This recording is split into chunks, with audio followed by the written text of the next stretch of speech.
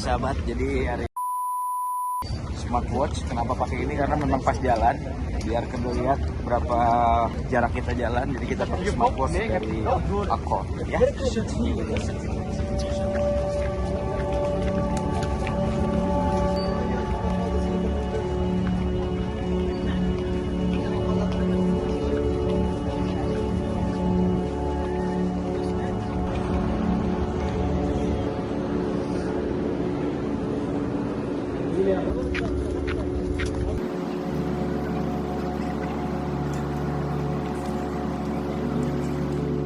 Jadi masih pada masuk lari ke dalam, Masya Allah, belakang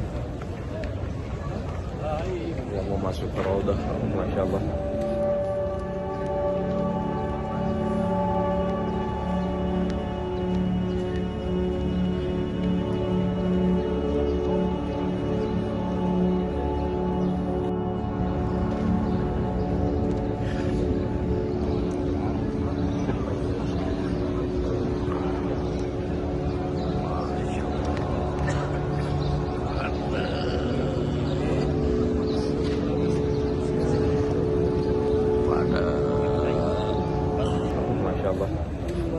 Alhamdulillah, qadarullah dipermudah untuk masuk ke dalam. Terima kasih Allah. Jadi sahabat ini lagi pada ngantri menuju ke makam baginda Nabi Muhammad SAW. Masya Allah, lihat antriannya, begitu rindunya umat ini kepada beliau, cahaya segala-galanya Nabi Muhammad SAW. Jadi dan ini Raudah di depan kita, juga susah banget untuk masuknya, begitu kangen.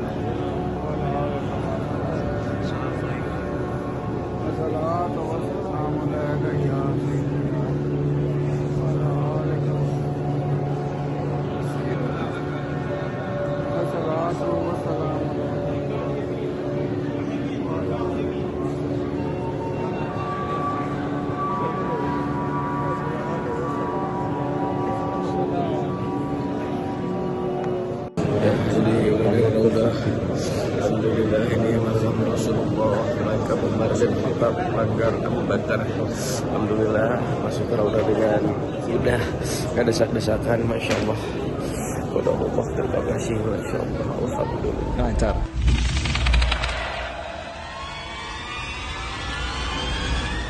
Sahabat, jadi mulai sekarang lagi ada di depan pintu gerbang utama nih kayaknya, soalnya kita ada buat tempat di bagian yang terbuka ini kita bawi. Dan alhamdulillah setelah sholat subuh terus juga tadi ziarah ke makam baginda Nabi Muhammad SAW, Tadi jalan udah 102 BPM. Jadi kita jalan ke hotel berapa BPM lagi. Semoga selalu diberikan kesehatan karena masih panjang ibadahnya.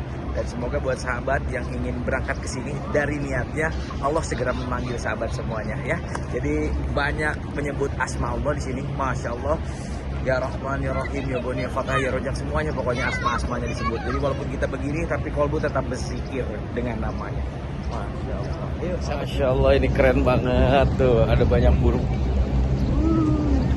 Wih.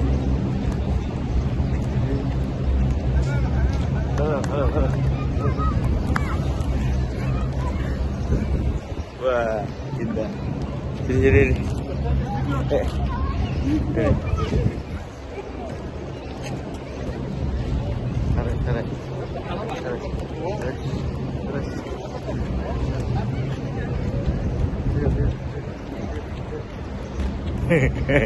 Ya, hiburan sedikit lah. Banyak burung-burung merpati yang lagi cari makan di pagi hari. Ya itu makannya mungkin biar rezeki nggak dipatok burung. Masya Allah. Persis di pintu keluarnya gate berapa ini? Pokoknya khusus buat perempuan, gate 339 di Masjid Nabawi. Nah, ini dia banyak burung-burung kalau pagi. Ini sekarang jam setengah 7 pagi.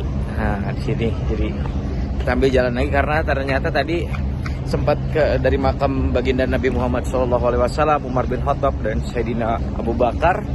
Jadi keluarnya itu kita dikepojokin sekali, paling pojok. Jadi karena disekat-sekat, jadi akhirnya kita keluar di gate pintu 339 dan pintu kita itu paling pojok sana. Jadi lumayan juga jalannya nih. Nah, ini udah berapa lama jalannya? Ini udah ya, kurang lebih berjalan. Nanti sampai hotel kita cek berapa BPM heart rate hari ini. Cuman tapi nggak dari awal sih, harusnya dari awal. Besok kita coba dari awal ya. Masya Allah. Nah, ini yang suka bilang haji, sana haji. Askar yang galak banget kalau mau kemana-mana nih. Askar nih lagi ngobrol, tukang ngedorong haji. Ngedorong. Haji.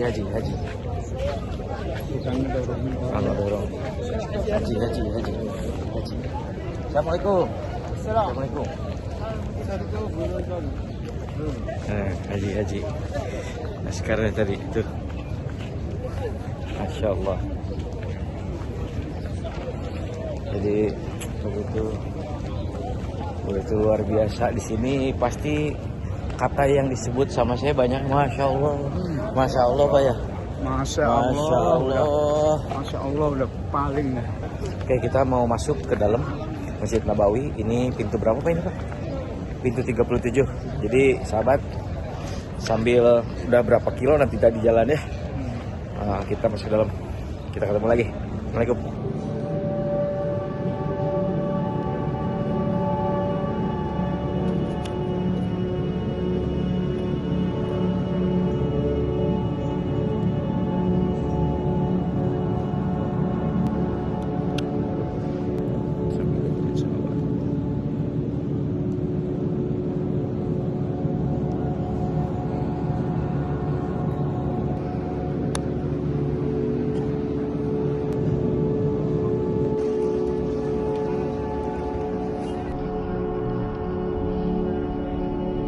Oke, sahabat, hari ini kita mau ke Masjid Gumamah.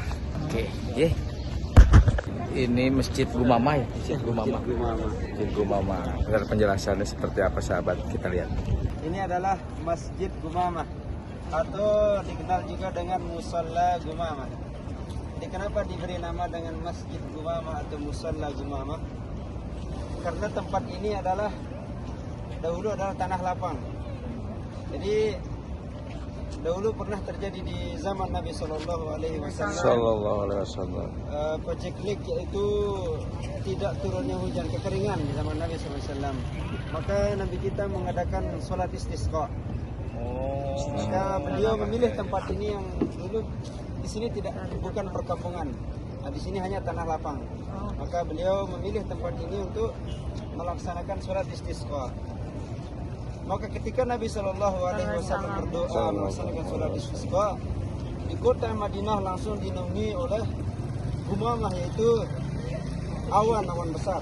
Subhanallah. Maka diberilah masjid ini nama dengan Masjid Gumamah atau musola, tepatnya musola Gumamah. Karena ini dahulu zaman Nabi bukan masjid, yaitu musola, tanah lapang yang digunakan oleh Nabi Shallallahu Alaihi Wasallam untuk melaksanakan sholat acara-acara besar seperti sholat istisqa tadi, kemudian sholat Aidain, 2 sholat hari raya dilaksanakan di sini juga. Nah, maka setelah istisqa tersebut, Nabi melarang kaum muslimin untuk membangun rumah di sini. Jadi untuk mengenang peristiwa itu, maka khalifah-khalifah setelah Nabi SAW, yaitu setelah Khulafaur Rasyidin, membangun tempat ini sebagai monumen mengenang Masjid Gumamah. Dahulu Nabi SAW melaksanakan sholat istisqa di tempat ini, sholat minta hujan, dan sholat 2 hari raya juga dilakukan di sini. Kalau tidak terjadi hujan, kalau hujan di Masjid Nabawi. Jadi jaraknya dulu jauh, ya, lumayan jauh. Iya. Kemudian di zaman Abu Bakar juga melaksanakan sholat di sekitar tempat ini, yaitu di Masjid Abu Bakar yang itu. Nah, Abu Bakar, kemudian di sana Masjid Ali. Musola Ya, juga kali ini itu. musola, semuanya ini musola, tempat sholat. Jadi Abu Bakar melaksanakan sholat di sana. Untuk mengenang maka dibangunlah masjid. Nah, kalau kita di Indonesia kan monumen begitu. Apa itu Sakifah? Artinya adalah komplek atau perkampungannya Bani Sa'idah. Oh iya Pak. Jadi mereka Bani Sa'idah itu tinggal di kebun mereka. Jadi rumah-rumah mereka itu diselingi dengan pohon-pohon kurma, dan jadi agak luas. Jadi tempat ini biasa digunakan oleh kaum Ansar untuk bermusyawarah di Sakifah Bani Sa'idah ini. Nah, karena dia tempatnya sejuk dan luas begitu. Di perkampungan Bani Sa'idah. Kenapa tempat ini masih ada sampai sekarang? Kenapa tidak dirusak gitu kan? Banyak rumah sahabat di sini kan, tapi dirusak. Tapi kenapa tempat ini diabadikan?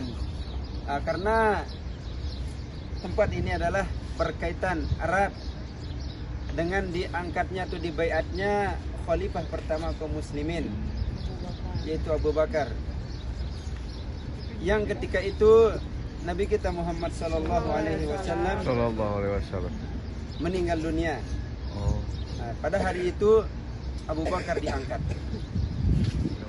Jadi Nabi sallallahu alaihi wasallam meninggal di kamar Aisyah, di rumah Aisyah, di kamarnya, kemudian beliau dimakamkan di sana. Jadi sebelumnya ketika Nabi sallallahu alaihi wasallam meninggal, jadi para sahabat begitu sedih.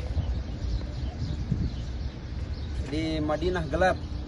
Bagaimana tidak, Rasulullah SAW adalah membawa cahaya Islam, menerangi kejahilan yang ketika itu tanah Arab penuh dengan kesyirikan. Datanglah cahaya Islam itu dengan datangnya Nabi kita Muhammad SAW. Bahkan sebagian sahabat berkata bahwasanya Madinah, dunia ini terasa gelap. Bahkan Umar radhiyallahu anhu, beliau tidak percaya dengan wafatnya Nabi kita Muhammad SAW dan mengatakan, barang siapa yang mengatakan bahwasanya Rasulullah meninggal dunia, aku akan membunuhnya dengan pedangku. Akan tetapi tentunya sahabat yang mulia yaitu Abu Bakar radhiyallahu anhu, beliau radhiyallahu anhu menenangkan para sahabat. Beliau berkata di atas mimbar, "Man kana ya'budu Muhammadan fa inna Muhammadan qad mat." Sesungguhnya Muhammad telah meninggal. "Wa man kana ya'budullah fa innallaha hayyun la yamut." Barang siapa yang mau menyembah Allah, sesungguhnya Allah Maha hidup dan tidak akan mati. "Wa ma Muhammadun illa rasulun qad khalat min qablihi rusul." Muhammad tidaklah melainkan hanya seorang rasul, dan telah datang rasul-rasul sebelumnya. Afa imma ta'u qutilan qalabtum ala aqabikum. Apabila dia meninggal, apakah kalian akan kembali kepada kesyirikan? Maka Muhammad tidak akan kekal abadi, dia akan meninggal dunia. Maka yang ketika itu keadaan muslimin masih berbahaya begitu dengan meninggalnya pemimpin kaum muslimin, sedangkan di sekelilingnya masih banyak kabilah-kabilah Arab yang musyrik yang ingin menyerang kaum muslimin. Maka para sahabat Ansor melihat keadaan ini, mereka segera bermusyawarah untuk memilih siapa pemimpin setelah Nabi kita Muhammad sallallahu alaihi wasallam. Maka di sini tempatnya. Di sini adalah tempat di baiatnya Abu Bakar radhiyallahu anhu.